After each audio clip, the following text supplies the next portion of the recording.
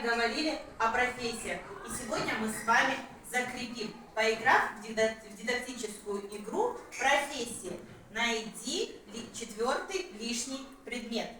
Ваша задача рассмотреть картинки, сказать, какая профессия изображена и какой на картинке предмет лишний. И назвать, к какой профессии относится. Пожалуйста, рассмотрите картинки. Рассмотрели? Да. Готовы отвечать? Да. Так, Ростислава, какая у тебя профессия изображена? Профессия воспитатель. Лишний предмет это телескоп. Телескоп относится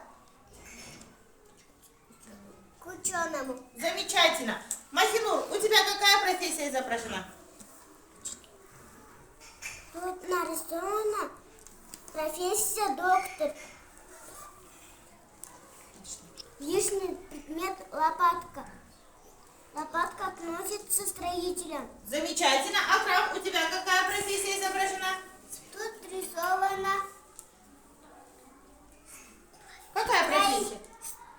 строитель. Лишний предмет. Какой лишний предмет?